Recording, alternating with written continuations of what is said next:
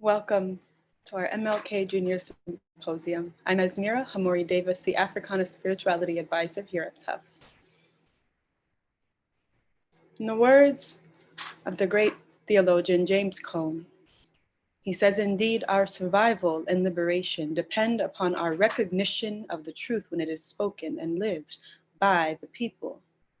So, dear Lord, I come to you in prayer, asking for your guidance because this world is not always fair, dear Lord. Do you hear my cry? Father, I need your warm embrace. Wipe these tears stained in my eyes, dear Lord.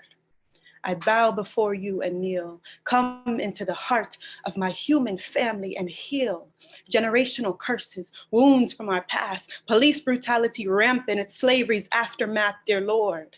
I beg you, my Father, surround my loved ones with hope. Remind them that they're not a bother, that you care and you see new scopes, every single desire on their heart you can free and help us cope, dear Lord. I am without words. We honor and thank you for mending the hurt amid the absurd, your relentless power. How you constantly pursue me, how you love me despite my flaws, how you rebuild and renew me, dear Lord. This world, it needs you right now. Brokenness and shame, death and hatred abound, dear Lord. Sink into this spirit. May you shower us in your goodness, though the enemy, he fears it. This prayer, we know you hear it. Thank you for being near. It means everything. Dear Lord, to have you right here together. We break bread and sing, dear Lord, how you hear our cry. Now wash these wounds away with your sweet, sweet lullabies. For the great Maya Angelou told us that leaving behind nights of terror and fear, I rise. Into a daybreak that's wondrously clear, I rise, bringing the gift that my ancestors gave. I am the dream and the hope of the slave. And so we say, call on your ancestors. They will lead the way. Call on your ancestors. They have carried you through your days. Call on your ancestors. They've been here before. Call on your ancestors. They will open every door. Call on your ancestors, for their bodies carry the score. Call on your ancestors. They know what is in store. Call on your ancestors when you feel you can take no more. Call on your ancestors, for they'll open your path. Call on your ancestors. They've endured the aftermath. Call on your ancestors. They will surely lead, for they care for you when your heart bleeds. Call on your ancestors. They will tend to every need. Call on your ancestors. They will reap the sows you seed. Call on your ancestors. They will let you know when you must take heed. So call on your ancestors, for they will always come. Yes, call on your ancestors, for they care for you, little one. It is my pleasure and honor to introduce the Africana Center Director, Ms. Katrina Moore. Hello. Each year, as we gather to celebrate and remember the life and leadership of one of America's greatest activists, advocates, and orators, we honor Dr. Martin Luther King Jr.'s legacy of equality, compassion, nonviolence, and peace. His inspired leadership during one of the most difficult times in American history helped to propel him to the status of a cultural icon. But I prefer to think of him as being an ordinary man who was called to do extraordinary things.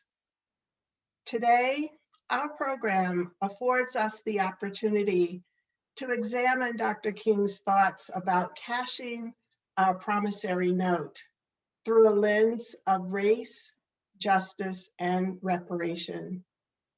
But it is also an opportunity for us to examine what compassionate leadership looks like.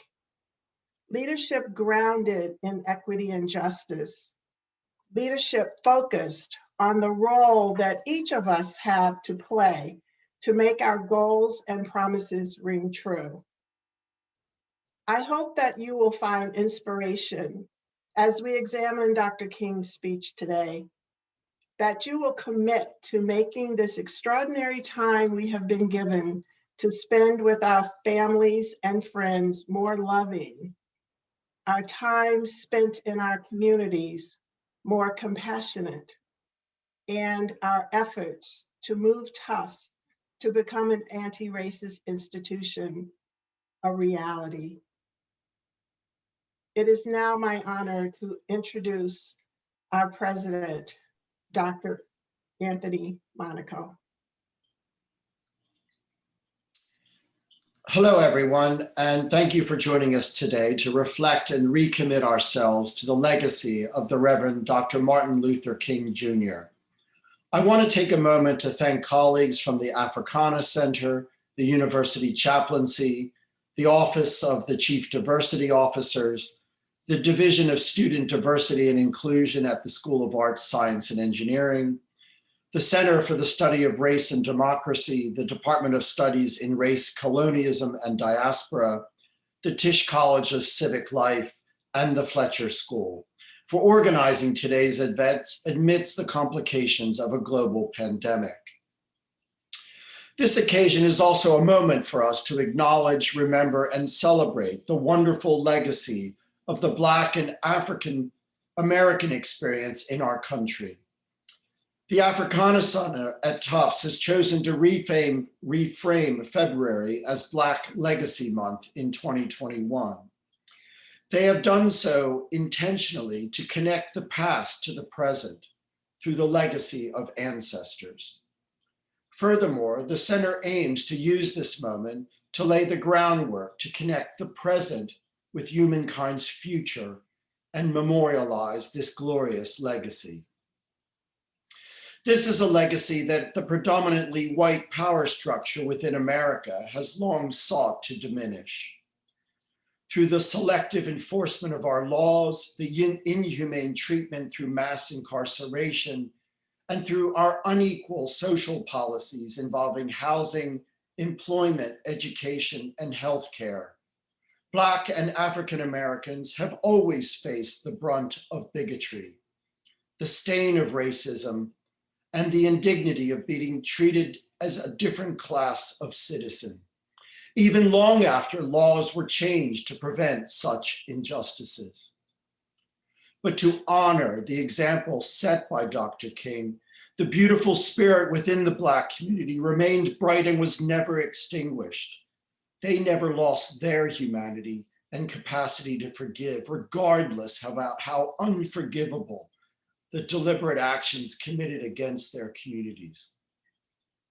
Today, we use this occasion to learn from that legacy and to pledge ourselves to that legacy with a promise to grow from it. For as Dr. King said during a freedom march here in Boston of more than 20,000 people on April 23rd, 1965, now is the time to make real the promise of democracy. Now is the time to make brotherhood a reality. Now is the time. Thank you very much. It's a pleasure now to welcome two colleagues from the School of Arts and Sciences. Dr. Carrie Greenidge, the director of the American Studies program in the Department of Studies in Race, Colonialism, and Diaspora, and Dr. H. Adlai Murdoch, professor of Francophone Studies and the director of Africana Studies in the Department of Romance Studies. Thank you.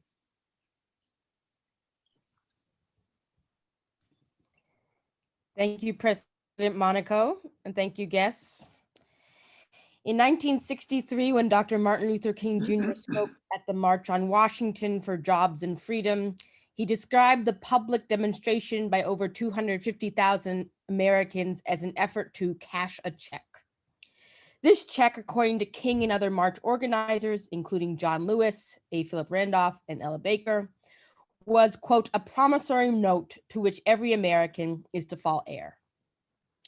At the time, it had been 100 years since the January 1st, 1863 Emancipation Proclamation formally declared that enslaved people in the rebelling areas of the South were, quote, henceforth and forever free.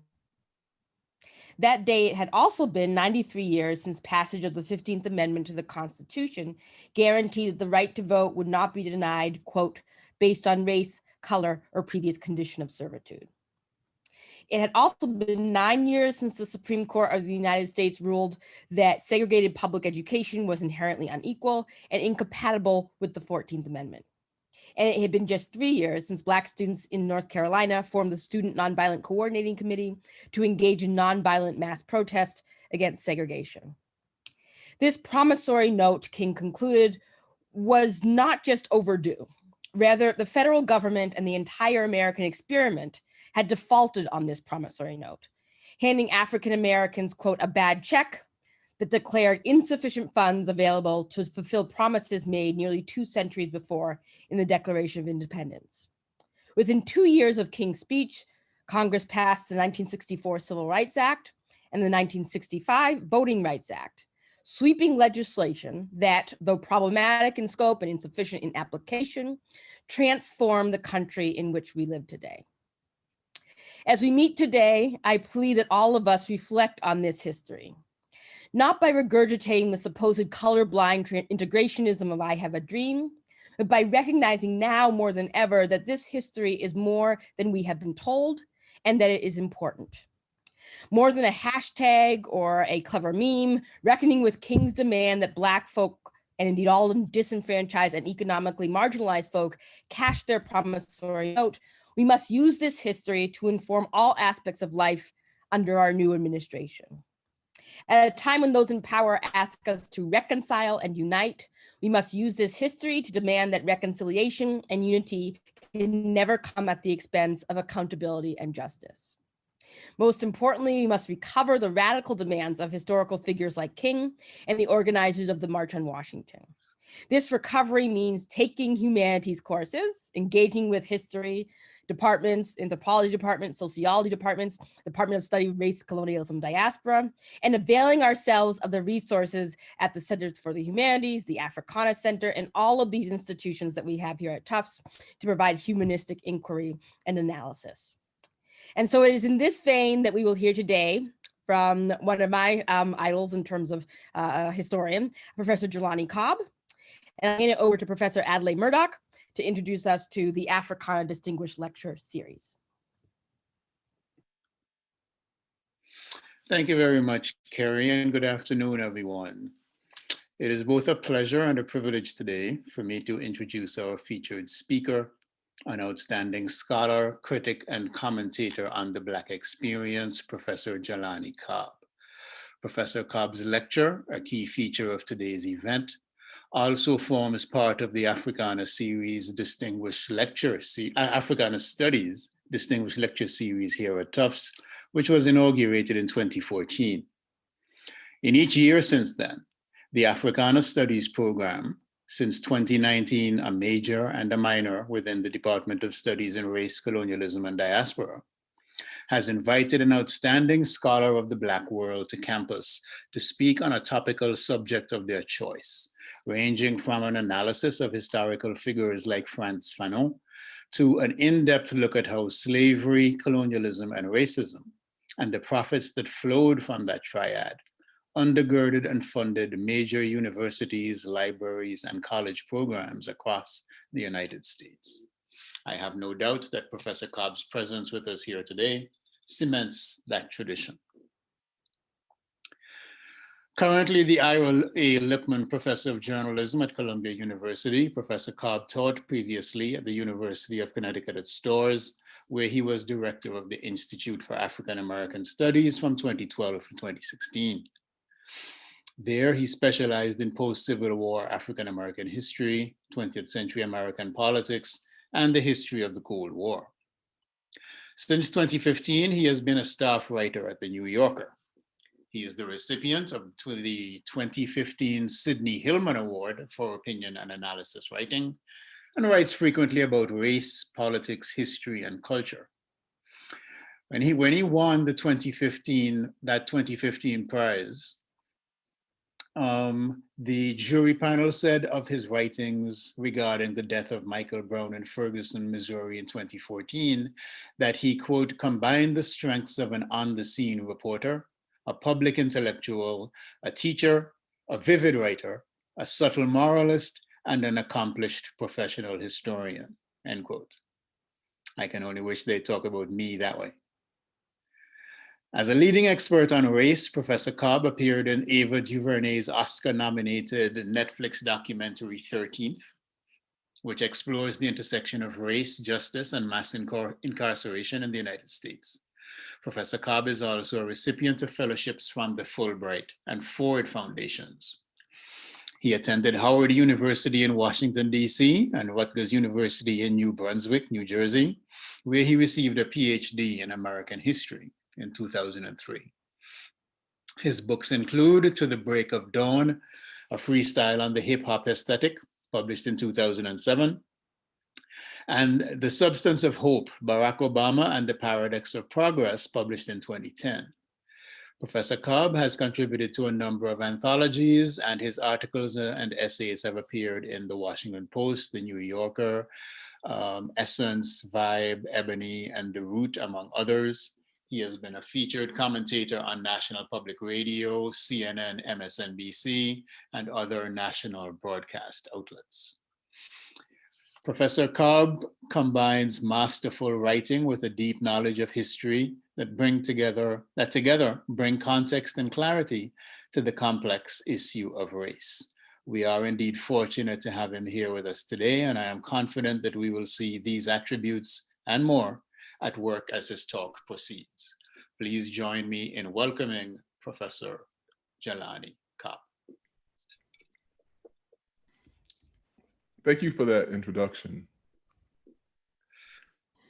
So I'm happy to be able to talk with you all today. And I'm honored to be able to join the community at Tufts and on this noteworthy occasion. And I'm always eager to engage and participate in the commemoration of Dr. King's legacy and his work, particularly at points like this one, where the significance could not be more apparent. Just about a month ago, we witnessed the United States Capitol overrun by a band of angry radicals intent upon killing duly elected members of the United States Congress, intent upon hanging the Vice President of the United States. They carried with them the vile symbols of the Confederate movement, the Confederacy, the entity that rent the country in half and instigated 4 years of bloody warfare, the bloodiest war in American history. Over the course of that war, despite Robert E. Lee invading the North twice, we did not ever see the battle flag of the Confederacy grace the halls of the United States Capitol. But we did that day. They carried with them the loathsome symbols of Nazism. They wore apparel with vile anti-Semitic and racist messages, intent upon asserting their right to topple an elected president and restore the man who had lost the election. In so doing, to nullify the votes of 81 million Americans. as transparent a threat to democracy as we have ever witnessed in our lifetimes. And we heard time and again that this was an unprecedented assault on American democracy. For me, being a person who works in history and who professionally grapples with the questions of history that we often do not want to touch upon in this society, the constant references to this unprecedented assault began to grate. In fact, it was the precedents that were the cause for concern. It was the fact that we had seen these issues and seen these behaviors before that were most alarming. The most immediate parallel we saw was in 1898, when an armed band of white supremacists overthrew the elected municipal government of Wilmington, North Carolina, the city of Wilmington, North Carolina. They did so as a successful attempt to overthrow, to remove the interracial government and replace it with an all-white one. And they did so. The government was toppled and removed from power, and no justice was ever served as a consequence.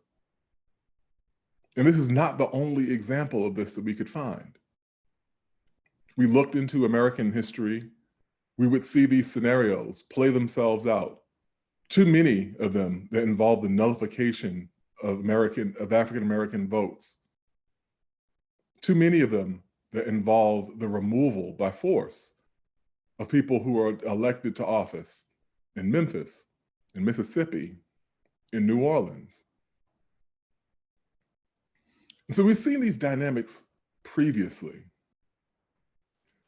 And the absolute lack of historical reference became more and more apparent as a means of facilitating the outrages that we saw just a month ago. And what I mean by that is this. The language we heard constantly was that of there being an illegitimate election, saying that the election had been stolen, that did not accurately represent the will of the people. You really didn't have any evidence to support this. In fact, the evidence that we saw from Republican and Democratic jurists alike pointed to there being remarkably little voter fraud in the presidential election of 2020. But if you were really invested in the question of legitimacy and illegitimacy of American elections, we could raise more fundamental questions. In 2013, the United States Supreme Court struck down the key sections of the Voting Rights Act in a decision in the case called Shelby versus Holder. We won't walk through all the particulars of the legal reasoning, but it essentially boiled down to the accusation that the legislation that protected the rights of Black voters in the South was simultaneously discriminatory against the rights of white Southerners. This legislation was key because prior to 1965, when the Voting Rights Act was passed, if you were a person of color, if you were a Black person in the Deep South, and you attempted to vote, you would be taking your life into your hands. It's very likely that you would lose your life for attempting to exercise your right to vote. So we could say that those elections were not an accurate reflection of the will of the American people, as long as a population, more than 10% of the American population, could not vote in 11 states of the former Confederacy. And so when I talk with my students about this, I always say that we have to be very clear. We have to understand that American democracy is younger than the American Constitution. That we do not accept a definition of democracy that entitles one individual to own another human being. So if we have an American state, an American nation that permits such practices, the onset of American democracy comes with the 13th Amendment in 1865, which prohibits the institution of slavery with an asterisk, except for in cases people who have been duly convicted of a crime. Those of you who've seen the documentary 13th know exactly how complicated and torturous that exception became later in American history. But we could say American democracy begins in 1865. Or we could say that it begins in 1868, when the 14th Amendment establishes that all people who were born in the United States are citizens of the United States, and as such, are entitled to equal protection under the law. That is true an illustration of a democratic creed as we can find.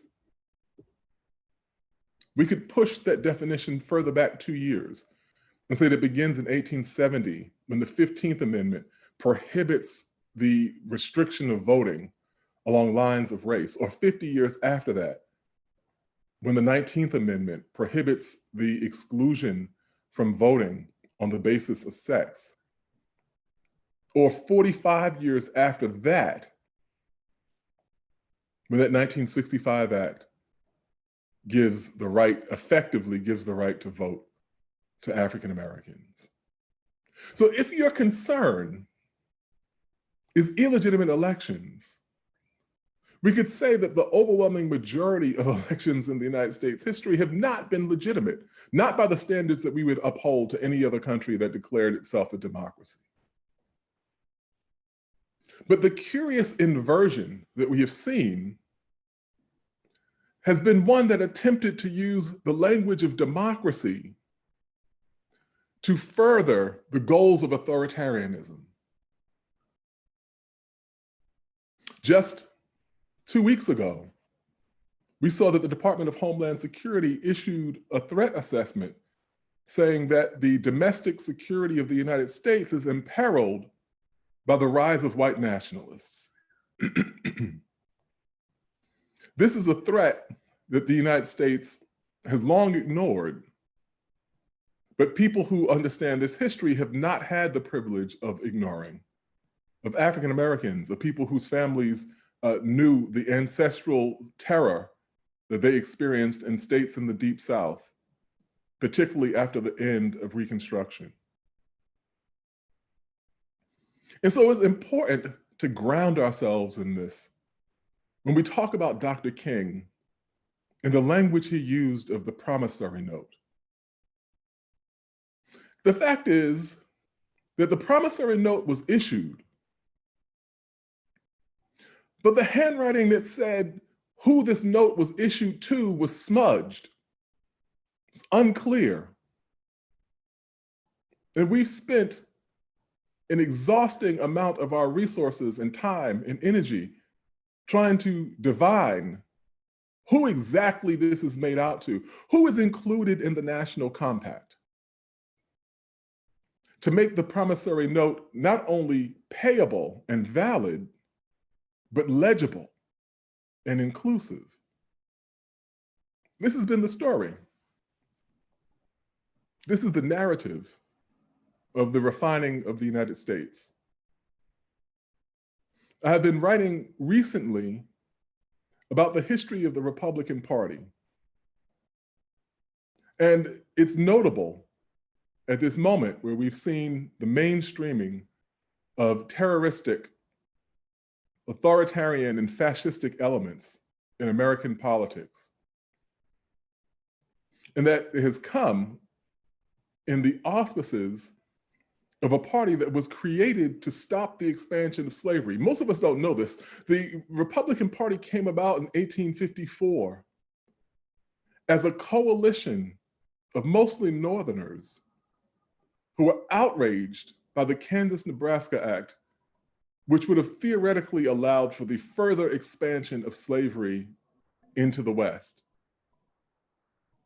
And on the basis of this hodgepodge assembly of people, some of whom had been Democrats, some of whom had been Whigs, some of whom had been Free Soilers, some of whom had been abolitionists, came together in a schoolhouse in Wisconsin and said, the saying of it was that they walked in as members of their various constituencies, but they walked out as the first Republicans in American history. It's that party, the party that authored the 14th Amendment, that included that doctrine of equal protection under the law. That was done at the Republican Party in the 19th century. And what we have seen over the course of the years and decades that have ensued has been the increasing value placed upon the votes and allegiance of a small, disgruntled number of white people alarmed at the growing changes and demographics in the United States. These were the same dynamics that we saw in the American South. When we looked at the restriction on Black people's right to vote in the South, we tend to think of it as just an expression of racism, which it was. But it was also a pragmatic fact that these were places that restricted the rights of Black people to vote in the locations where there were the most Black people, where Black people had sizable enough numbers to actually influence the direction that an election may have turned out. And so it was pure political calculus and logic that led to the disfranchisement of Black populations after the end of the Civil War. When the 15th Amendment was ratified, it was done by the Republican Party recognizing that prior to the Civil War, because of the Electoral College, Southern whites had a disproportionate amount of political power, and that the Democratic Party had grown so strong that it was able to tear the country in half and lead to 4 years of bloody warfare and more than 700,000 deaths. And the political calculation was that in giving Black people the right to vote, they would become a bulwark against this institution of white supremacy, rising to the same political prominence that it once held prior to the beginning of the Civil War. Reasonably assumed, and accurately, that the newly enfranchised former slave population would vote as Republicans.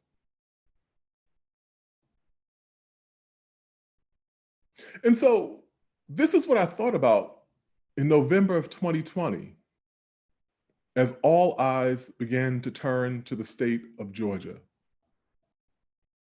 As we saw African-American voters and the Black Voters Matter Coalition and the work that Stacey Abrams did in the state, and the relentless campaigning of Raphael Warnock and John Ossoff that brought out these historic numbers of Black voters who were performing the same task that had been asked of Black voters in the South at the end of the Civil War, to utilize their votes to stave off the political power of a white supremacist movement that posed a threat to the national security of the United States. And so we see these echoes of history. Dr. King was clear about this. In his last book, Where Do We Go From Here? Chaos or Community? He wrote about these dynamics. The book came out in 1967. And in it, he talks soberly about the fact that the movement had run into headwinds by that point. There was an organized opposition to what they were doing that had gained momentum, and that they were beginning to see that it was harder and harder to mobilize and achieve the sorts of victories that they had been able to attain earlier in the years of the movement. And King wrote,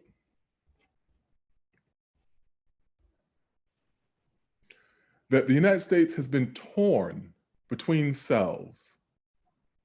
A self in which she proudly professed the great principles of democracy, and a self in which she sadly practiced the antithesis of democracy. This tragic duality has produced a strange indecisiveness and ambivalence toward the Negro, caused America to take a step backward simultaneously with every step forward on the question of racial justice. And then he says, the step backward has a new name today. It is called the white backlash. But the white backlash is nothing new.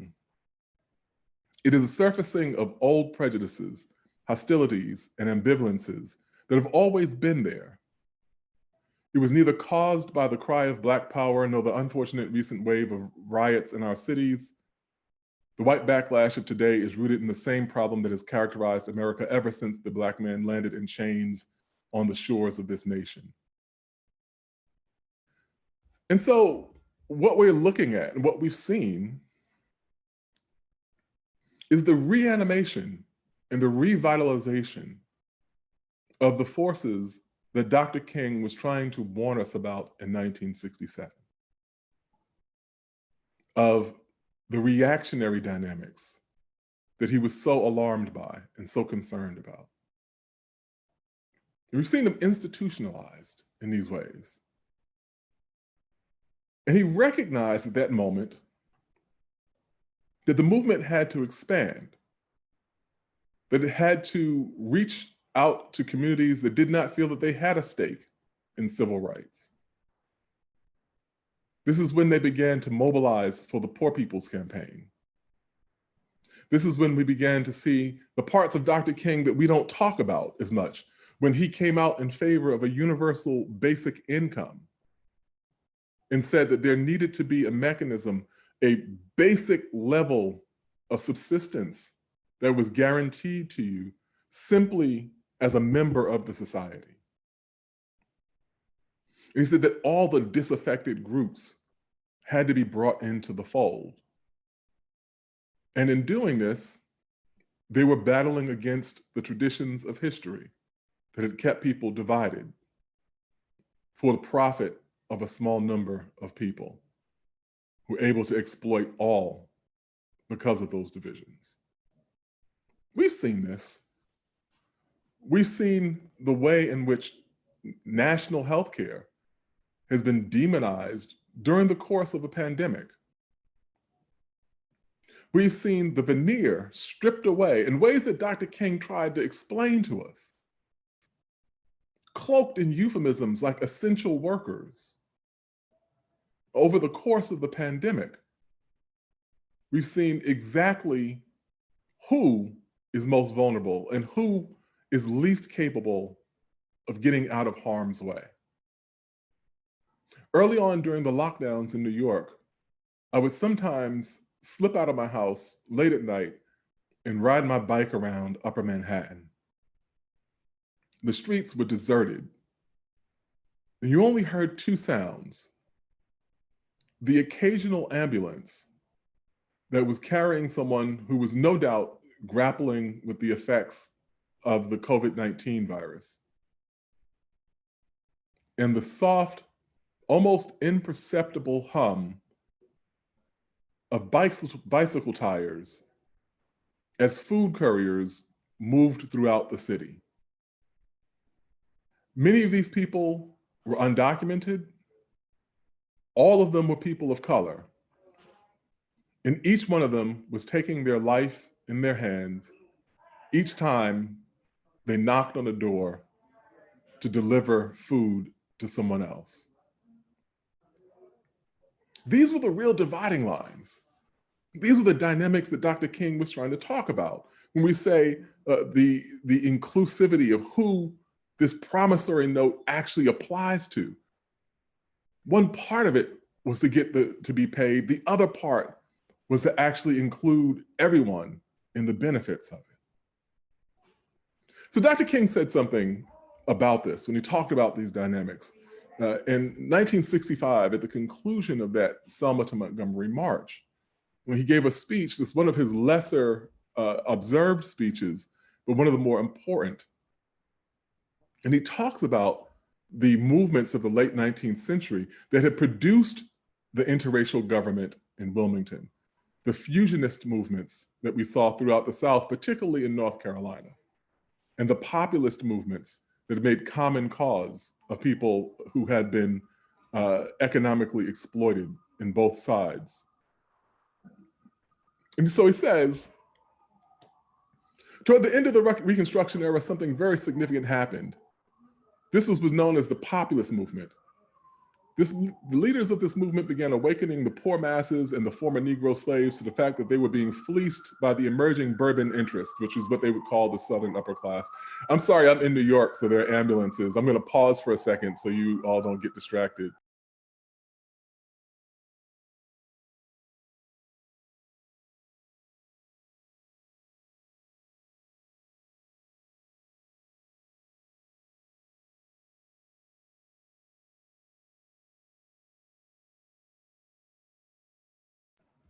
Okay, I think that's better.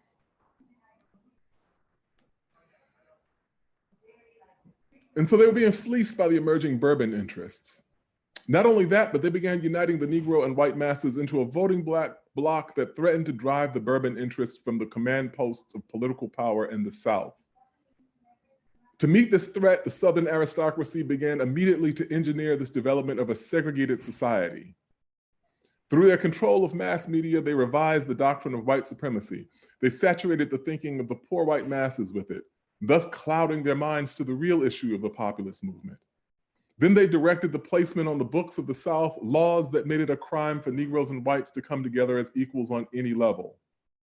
And that did it. That crippled and eventually destroyed the movement. And then Dr. King says something that I think is telling here. If it may be said of the slavery era that the white man took the world and gave the Negro Jesus, it may be said of the Reconstruction era that the Southern aristocracy took the world and gave the poor white man Jim Crow. This is what we've seen. Public policy that serves the interests of no common person, but allows people to score imaginary points against groups whom they deem to be groups whom they deem to be oppositional to their interests. And this is what Dr. King was trying to warn us about. So how do we move forward from this place? If we talk about cashing in this promissory note, then I submit to you, we have to fundamentally first shore up the idea of democracy. That means that we have to rigidly oppose all the practices and interests which are antithetical to democratic practice.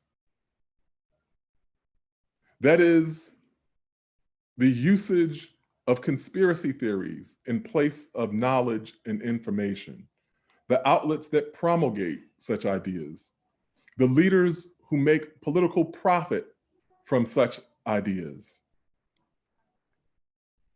It means that we have to look toward the passage of House Bill 1, which would defend the right of people to vote. It means we need to push the Congress to reauthorize the Voting Rights Act in such a way that it will meet the criteria that was set by the Supreme Court's decision in 2013. It means that national health care has to be a priority. It means that a living wage is a moral responsibility. And these are not kind of abstract, feel-good kinds of ideas. These are things that we are all intimately connected to. Dr. King talked about that inescapable fabric of mutuality. Because in disenfranchising African Americans, the movement, the reactionary movement, has also succeeded in disenfranchising the millions and millions of white people who voted for the same candidates as those African Americans. And so we see that there is no neat way to segregate our interests. None of our interests are in democracy. And finally, I think it's impossible to talk about this without talking about the twin concerns of police violence and the unequal impact of the pandemic. We saw for 8 minutes and 46 horrible seconds on May 25th of 2020, the life of George Floyd extinguished before our eyes. And we recognize this as a bigger part of the American dilemma of policing. We could talk about this in the abstract. We have arguments about Black Lives Matter or Blue Lives Matter, but we do know who is eligible for the treatment we saw imposed upon George Floyd that day, and for the death of Breonna Taylor as she slept in her home 2 months before that. And we've seen the pandemic, which has wreaked havoc in low-income communities and communities of color, causing fatalities at 2.5 times the rate that white people and upper-income people have experienced them. And we've seen in New York, where I live, the disproportionate access to the vaccine in communities that are wealthy, in communities that are mostly white, as opposed to the communities that are most directly impacted and affected by them. These are the concerns that I think Dr. King would occupy himself with if he were here with us today. And the last thing that I'll say is this. When Dr. King accepted the Nobel Peace Prize, he took a moment to explore the meaning of the phrase, "we shall overcome." People had thought that when they were singing "we shall overcome," they were talking to the people who were jeering on the sidelines or people who were opposed to the movement. But he really says that that is a mantra that they were singing to themselves as a reminder. He said that the slogan would give their weary feet renewed strength as they marched on toward the city of freedom. And finally, when our days grow dark, when our days go dreary with low hovering clouds, and our nights grow darker than 1,000 midnights, we will nonetheless know that we are witnessing the creative tension of a genuine civilization being born. That genuine civilization has not come into existence yet. This was the task that Dr. King left to our shoulders. But it is the task that with our full commitment and our reckoning with history and the courage that has been bequeathed to us by our ancestors, we will nevertheless achieve in our time. Thank you.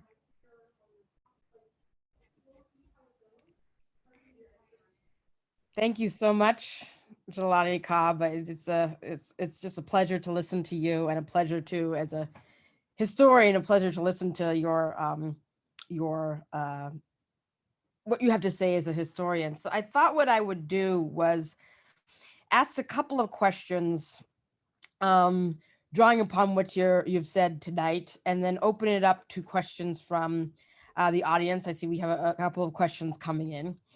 But I was reminded, particularly as you were concluding your talk, about your article last spring after the George Floyd murder and after the waves of protests that occurred. And one of the things you said, I'll just read a little, you said, quote, "The American Spring has not toppled a power, but has led to a reassessment of the relationship between that power and the citizens from whom it is derived. It has resolved any remaining questions regarding Donald Trump's utter ineptitude as president. It has laid bare the contradictory and partial democracy that the United States holds before the world as exemplary." And I thought, when I was listening to you talk, and when I read that in last spring, I was thinking, as a historian, as a scholar, someone who engages with this stuff for a living, what do you see as where democracy goes, given that we're in the aftermath of that moment? Just as where you think it goes from there? I think democracy goes where we take it. And I always, in the United States, I always refer to it as the potential for democracy.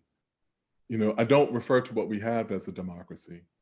And I think that it's the aspirational part of it. Certainly a democracy would have better reflexes when confronted with authoritarianism than we've displayed over the course of the past 5 years. And so for the potential of democracy in the United States, it is in the streets, and it is in the church basements, and it is in the union halls. It's in the same places that it was in 1860, as people saw that the country was not going to be able to avoid this question of slavery. It's in the same places that it was in 1898, when people began organizing against American imperialism and saying that the United States had no claim to Cuba. It's in all of those places. And so there is a democratic tradition. And I think that, one thing that I've talked about and I've written about has been the way that the Republican Party has devolved from being a party that was conceived of with an anti-slavery sentiment, if not abolition, then certainly a sentiment to prevent the further expansion of slavery, into a party that now most reliably defends the Confederacy. And so it has moved in that other direction. But in order to understand the kind of full potential, we would have to look at the Democratic Party, which in that same time span went from the party of the most vehement, committed defenders of slavery to being the party that is defined by its multiracial coalition and its emphasis on protection of the rights of the vulnerable. And so that is actually the narrative that the United States tells about itself as a society that began terribly flawed and mired in racism, and evolving into a more mature understanding of what democracy is. It actually is reflected in that narrative. And so we have to be mindful that even as we see the troubling developments, that they coexist in parallel with these developments that move us in the direction of democracy. And I don't say that, I should say that, for most of my life, if I put my cards on the table, most of my life I've been a political independent. Although in recent years I did register as a Democrat. But I don't say that out of kind of partisanship. My criticisms about Donald Trump were the same when he was a Democrat as they were when he was a Republican. But the narrative of under which circumstances we were most likely to actually have our humanity recognized has been one that doesn't look the same in the two parties. Yes. I'm reminded of, when you're looking at the history of the Republican Party, if this notion of how we, as historians and as scholars, make sure that the history is acknowledged and known, not in kind of a reflexive, feel-good way of looking at history, but in a way as you were doing, just talking about in your piece, of that history becoming the point from which people act politically, so that they're no longer kind of ignoring, as you started out your talk with. So I'm wondering what you see the value of studying and learning history. I had all these other questions listed, and then that was the one. It's funny though, because I was talking with one of my students about something related to this recently, and I said that it's like people will say, "Oh, we don't need history. History happened before. We don't need to talk about that." Okay, if I push a boulder down the hill and it's headed toward the town, I pushed it at 12 o'clock. By 12:01, we could say, "Oh, that's history. That happened before." Yeah. The boulder is still headed toward the town, but I'm not pushing it anymore. I may have gone off to do something completely different, but it's gaining momentum, and everything that's in its path is responding to something that happened in a receding part of history. It doesn't mean that we don't have to grapple with the momentum.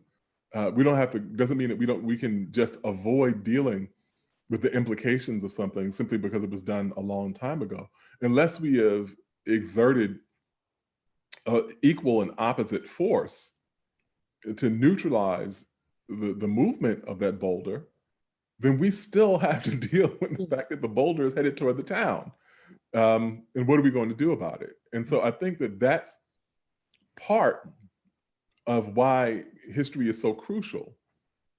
We don't know what part we came in on.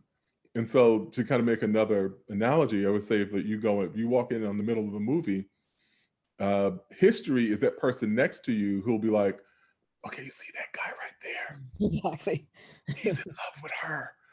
They haven't seen each other for 20 years. Yeah. And this is like the person that fills you in so you understand what's happening in the scene that you're in right then."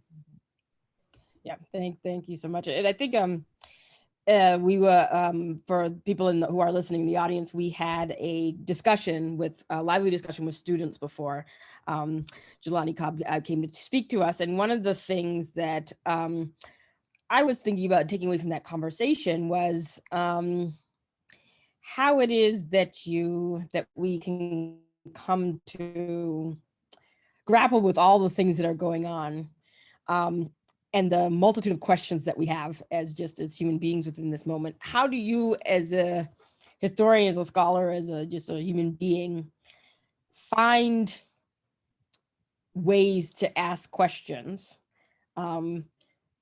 given kind of what you know about the past? I'm not quite sure I follow. What do you, can you say more? I mean, so as a scholar and as a historian, it's like we know certain things have happened. So the question is, how then, and I hate to use the term move forward because I think that's redundant, but I think, how because we've seen Reconstruction, or as we've studied Reconstruction, or we've studied this white backlash that King talked about, how do we then prepare ourselves to act in the moment? Once we kind of are coming to recognize this history that exists, and that we have to acknowledge that the boulder started somewhere. How do we, with that knowledge, act in the present, I guess? So, I mean, I think that there's two cycles. One is the negative cycle, whose implications are apparent, for those who are willing to see them. Not only that we've seen these sorts of things before, but we've seen them before for the same reasons. And, I also, I wrote something recently when I said that we talk about the history of political violence in the United States. We said that the public tends to think of history as these kinds of inert facts that happened in the past. But scholars tend to look at history more like how a meteorologist looks at climate conditions. Yeah. Like, oh, at this particular temperature with this level of humidity, you can expect some snow. Yeah. And we're looking at things going like, oh, well, what was the society doing at that point that produced that outcome? And to what extent do we have those same sort of climatological conditions here? And so I think that that's one part of it. But the other part of it is the positive cycles, which is that when we're asking ourselves how to react or how to act in the context of this, we also have the examples of the people who we talk about every February. And we don't simply praise Du Bois because he was smart, which he was, but we praise him for the way he deployed that intellect at particular key moments of crisis. And we don't praise Ida B. Wells simply because she was fearless and brilliant as a journalist, but the way that she put that intelligence and that courage to use in opposition to lynching. And so I think that we utilize those case studies and behind us as a means of understanding how people have combated the cycles that they were confronted in their time. I'll open it up for questions in a second, but just for curiosity as a historian and as a scholar, what have you seen as the blessings of being a scholar who studies this history at this moment in time? I'm thinking of, we had a panel discussion with Martha Jones this past fall. Oh yeah, my friend from graduate school. Talking about her work, and I asked her a similar question of how it is that, what do you glory in as being a scholar and a historian at this moment that's different, say, than other moments, or is it sort of the same? It's very funny. I'll tell you a funny story about Martha Jones, which is that when we were in, I think, our first year of graduate school, we used to have these poker parties with like all the history grad people from across the tri-state. We had some Yale people, we had some Rutgers people, some NYU people, Columbia people. We'd all like get together and play poker, which was like kind of funny. But I think that's how we actually met. And of course, all of us were broke grad students. And so, that sounds like my nerdy dream. So like penny and nickel poker. But yeah, I mean, I think that like each time has its own particular import. So this moment is alarming, I think, in ways that haven't been for others. And so, but these trends are always kind of present. We were talking about the connections between the end of Reconstruction and the rise of convict leasing and the era of mass incarceration. We were talking about those things 10 years ago. And those kinds of connections. The overt authoritarianism that has become a central feature of a whole American political party is as disturbing as people would suspect. But I don't think there's ever a moment where the past doesn't kind of have its fingerprints in the present. Thank you so much. I'm going to turn to some questions from the audience here. We have some. One is from Anthony, who asks, hi, Professor Cobb. What do you make of many folks on the right using Martin Luther King quotes on nonviolence to justify the crackdown on Black Lives Matter protests? How do you feel this squares with MLK's legacy of protests and strategic militancy? Yeah, I mean, at no point did King ever say that you should use a helicopter to intimidate peaceful protesters. And even, when King did talk about, the violence that he saw break out in response to racial exploitation and anger, he said that they were unfortunate, but he also said that this was the language of the unheard. He didn't have the kind of default even-handedness. Even when people say that, one thing that people were saying years ago was like, oh, if Dr. King was alive now, he'd be a Republican. Yeah, no, Dr. King would never have aligned himself with an overtly white nationalist political party.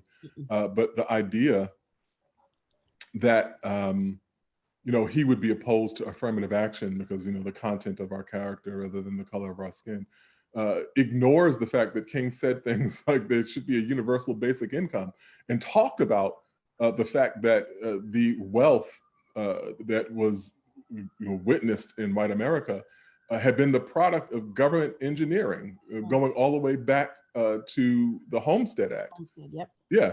I mean, King talked about all of that. Mm-hmm. But the problem is that because we don't engage with him in his totality, especially the historical King, when I get 5 minutes of time, I'm going to write a scholarly article about the role that history played in King's rhetoric. He was constantly reading the historians of his day. In that speech, in Selma that I mentioned, he quoted C. Vann Woodward, and in other speeches he's quoted other historians. But King read widely the scholarly literature. He had a PhD for a reason. It wasn't just Dr. King as an honorific. And so he really utilized history in that way to make these kinds of points. And so I think that when we see his legacy being misused in that way, it's because we don't really know who he was and what he was talking about. Thank you. We have another question kind of along those lines. This is from Caroline. She asks, you spoke about the duality of the American character. How do you see white backlash evolving after the most recent election, both in Georgia and nationally? A lot of outlets are positing that the most dangerous outcome is either explicitly violent white supremacists who have been emboldened, or the return of many white Americans to a quiet tolerance of oppressive systems. What are you more concerned about? Yeah, I don't think those things are either or. I think those things can coexist, and those things have coexisted for a long time. And so there's one thing that I think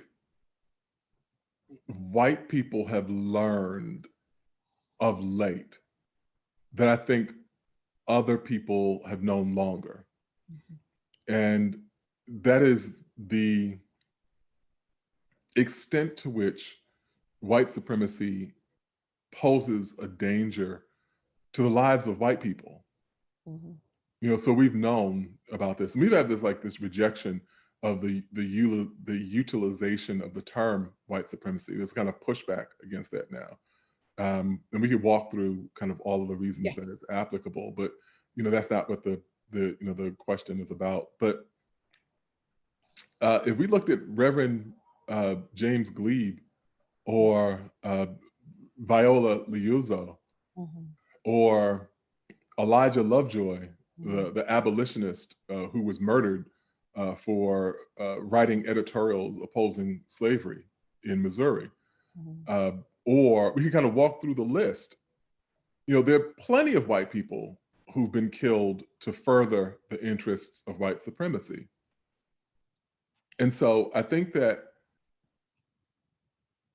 January 6th probably opened people's eyes in a way that, I think we could, if we wanted to make a kind of handle for this moment, we could bookend May 25th with George Floyd and January 6th, because they were both epiphanies about the nature of the society that we're operating in right now.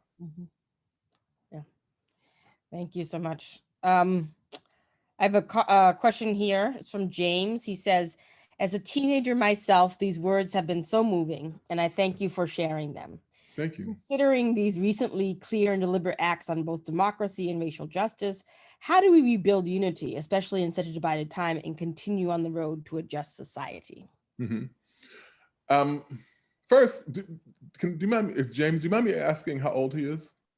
How old are you, James? Can you put, I hope you're still there. Can you put it, type an answer? I don't know. So I'll start replying, and hopefully he'll kind of weigh in with an answer. So he can't respond, sorry. The way it's set up, but.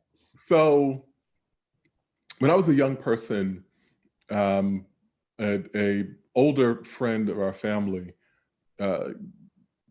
gave me a Noam Chomsky tape. 13. Wow. He's 13. Yeah, I know. I think I was 15 or maybe even 16. Thank you, when, James. When I heard this Noam Chomsky tape.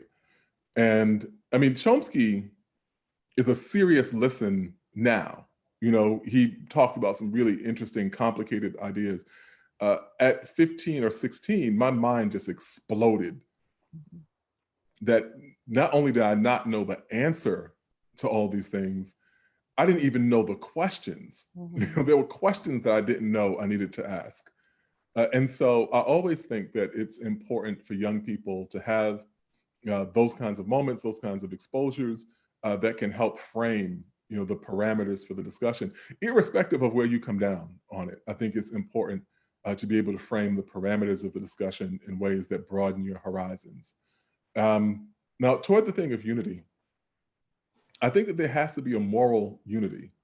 The language that we've heard around unity has been heartening, but it's also been disturbing because we've seen unity, quite frankly, carved out, hammered out on the backs of vulnerable people.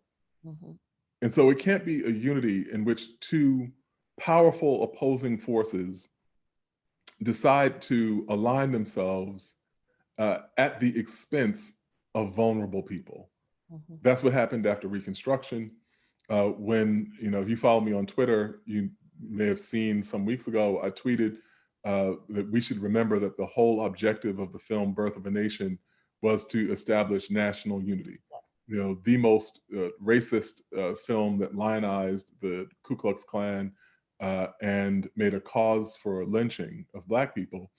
But the objective of that film, the proposal that D.W. Griffith is floating in that film, is that white Northerners and white Southerners, 50 years at the end of the Civil War, could reunite on the basis of their shared hatred of Black people.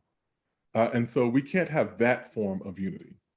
But I do think it's possible and conceivable that we will be able to establish a kind of moral unity of people around common interest and common recognition of our humanity. And that's where I think Reverend William Barber, who is one of the people I think is most heroic, that's where I find him really inspiring. You know, he has been in contact and in dialogue with the new administration. And that was one of the things I found to be most exciting because that is what he lives for. If you don't know about Reverend Barber, I would encourage you to go watch some of his videos on the internet. Not only is he a powerful orator, but he's a brilliant thinker. Yeah. And that is the centerpiece of everything that he has talked about, the ways in which you can establish a moral unity that actually serves the interests of democracy. And his Moral Monday movement is yeah, that's right. We have a one from Joseph who says, or who asks, how do your roles as a scholar and journalist and social commentator inform one another? Is there a tension between them, or is the division a false one? And he says he's thinking specifically in the context of the right's obsession with the 1619 Project. Oh, Lord. No, they're not in tension with each other. I always say that the historical part of me gives context to the journalism that I'm interested in. And the journalism that I do highlights the implications of the history that I study. And so I see those two things as interrelated. The right, I wish it were as simple as the right attacking the 1619 Project. But the 1619 Project was attacked from the right and the left, simply because it said that racism was a formative element of American society. And there's a certain strand of the left that doesn't want anything, doesn't want to grapple with the implications of race at all. They only want to talk about class. Exactly. Which in fact is racist. And so it was attacked from all those points. But I think that it's very hard. You can kind of dispute particular, specific, lines, but the bigger overall argument about the fundamental significance of race, I think, is unassailable. And we haven't seen that. Now, one of the things that I thought was ridiculous was that people tried to counter it with a 1776. I know. And I just kind of said, okay, we'll spot you 150 years. Let's talk about the racism that started in 1776. Yeah. So, exactly. Which is, goodness. right. We have a question from, it's kind of a similar one to what was just asked. She says, this is from Sierra. She says, the history taught to children in schools is skewed by those who write the books. This goes what you and I were talking with the students about. As a parent and professional who works with children, I am fearful about how this time we are living in will be recorded in the books and what future generations will learn about it. What can we do about this now to ensure they get an accurate representation? Good question. I'm not worried about that. The reason why I'm not worried about that is that we have never had more people committed to the cause of democratic chronicling of our story than we have now. We could always use more, but we have just, when I started talking about Wilmington and the parallels, which jumped to my mind as soon as I saw what was happening on January 6th, as soon as I started thinking about Wilmington, I went back and was looking at Democracy Betrayed, which is, the collection of writings, the collection of writings on Wilmington. And I had completely overlooked Wilmington's Lie, which I was like, oh, wait, I didn't even realize this book was out. So I ordered that. And before that book arrived, I got a direct message from another person working on a book about Wilmington, which brings it from 1898 up to 2020. And she wanted to talk to me about her work on Wilmington. And so that was just one thing where this information was popping up faster than I could track it down. And so I think that we have a critical mass of people of good conscience who are working on chronicling, this moment to make sure that posterity has an accurate record of it. I like you and tend to be more optimistic about the recording of it. But I think we also have a built-in ability to do that because we're literally surrounded by like our friends, our social, our professional ties, are all the people who are doing that kind of work.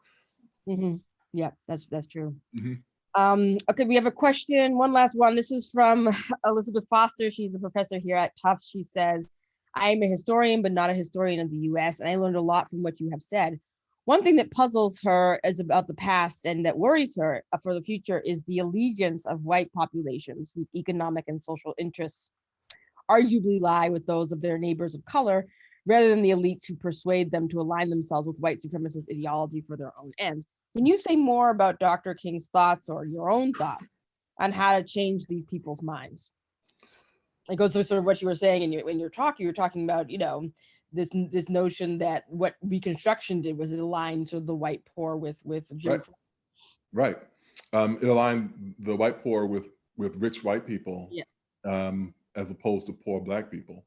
And so I said that in one of the many curiosities of American politics is that because of the way that our coalitions and our alignments work, a factory worker, a white Midwestern factory worker votes for the same presidential candidate as his billionaire boss who just sent his job overseas. And so we have that kind of vertical alignment in our politics. Is very odd. But I will say this. One, I think that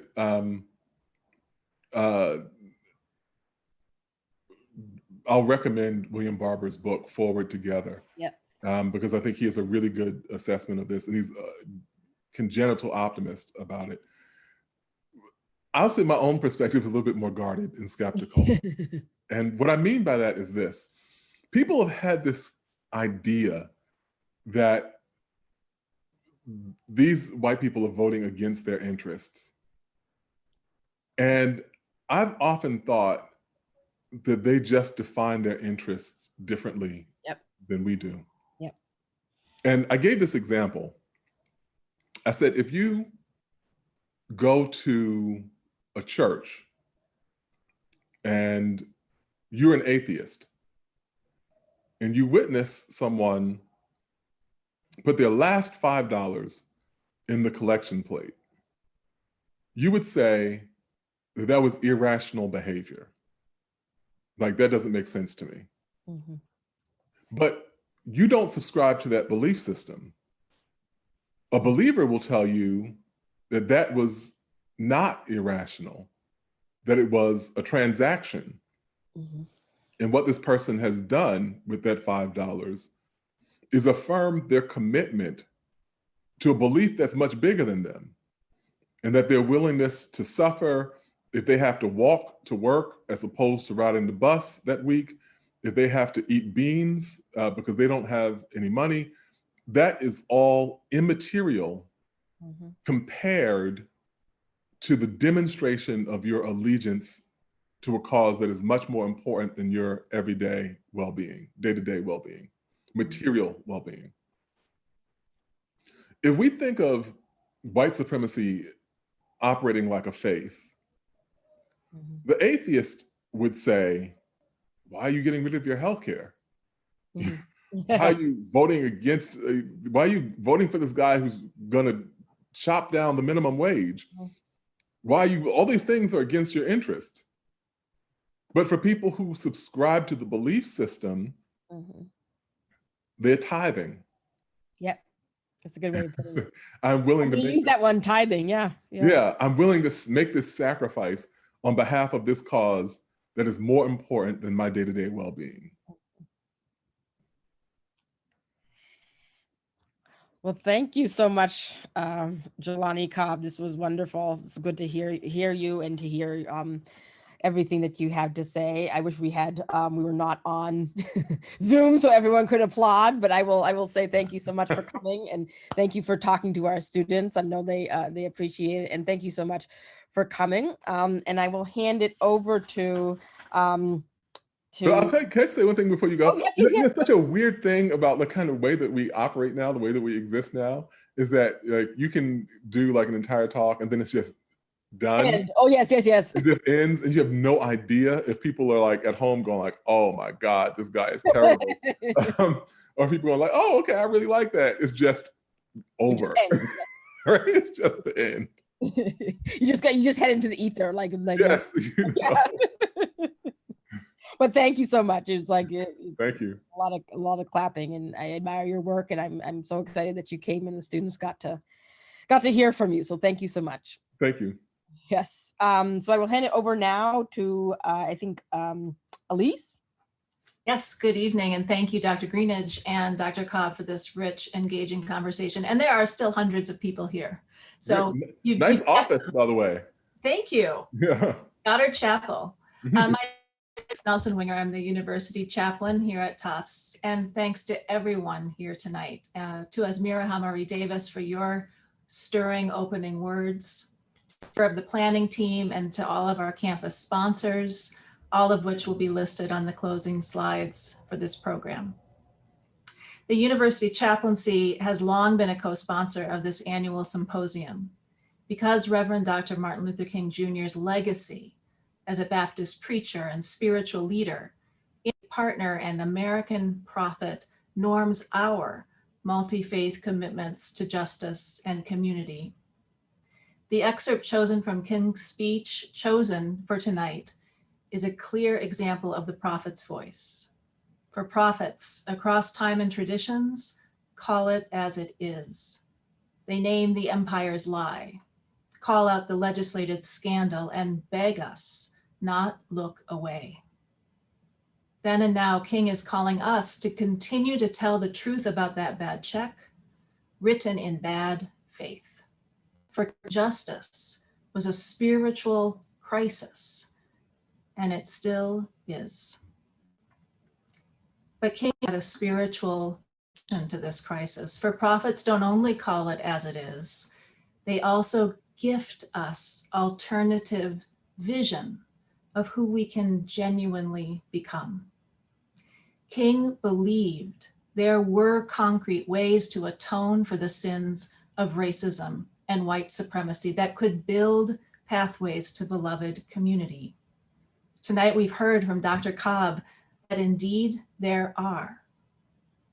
May we as a Tufts community listen to what King offers us in this moment. May we be steadfast in the spiritual and educational work it required. And may we surround ourselves with people and practices and poetry and music we each need to help us on this way of justice and healing. That's what King did. Before he spoke that day in Washington, he made sure that one of his spiritual mentors, Queen of Gospel Mahalia Jackson, sang before the thousands before them. Ms. Jackson traveled with King, would call him on the phone when he needed a song, and this day sang a spiritual he requested called I've Been Buked and Scorned. The spiritual of unvarnished truth and unyielding hope sustained and centered King. And so it is fitting as we celebrate his spiritual, interfaith, prophetic legacy in song. We close tonight with the voice and Tufts Jr. Harrison Clark. Harrison, composer, singer, drummer, and music director from Seattle, who has dedicated his artistry to the celebration, performance, and preservation of Black American music. Harrison has composed and arranged for jazz big band, string quartet, choir, and a full orchestra. He received the 18 Cornelius Era Wood Prize in the Arts. He has released 2 full-length albums, with a third to be released this spring. He's also writing his first stage musical. His full bio is available on the website here in the chat. And thank you, Harrison, for sharing your voice and songs with us tonight as we give thanks for the witness and the call of Reverend Dr. Martin Luther King, Jr.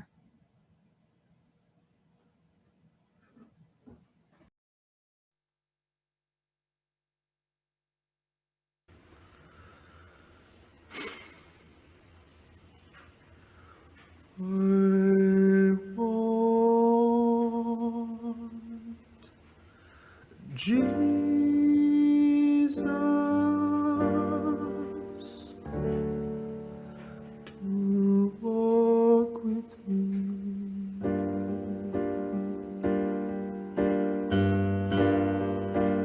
I want Jesus to walk with me.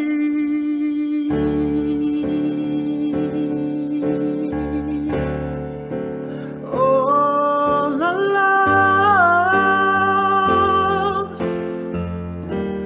my pilgrim's journey.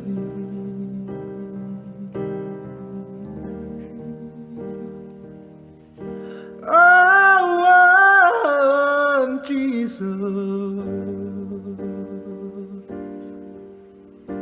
to walk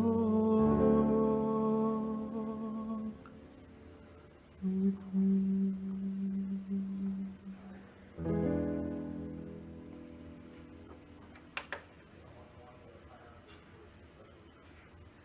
There once was a kingdom far, far away, where love was the rule of the day. Nothing more, nothing less than to give your friends your best. There's much more story that I could tell to make the hardest hearts swell. This is the story of when love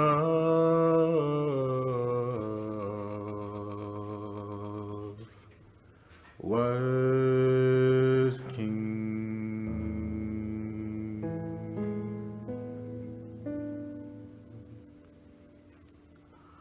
when love was king.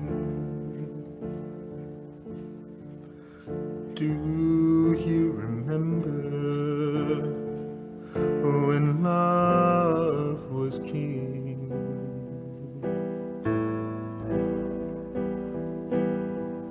When love was king, I remember when love was king.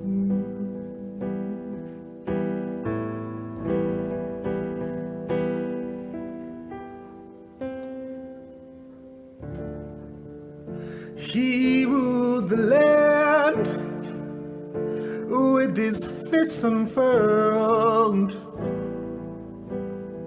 with open arms for the world.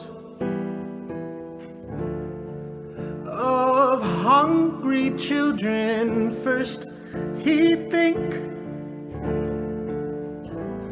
to pull their lives from the brink.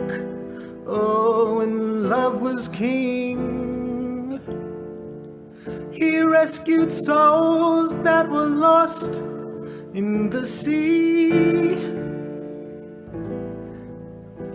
In drifting vessels, he would hear their pleas.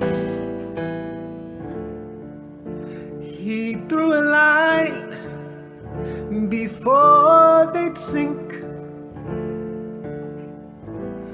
and gave the thirsty ones a drink.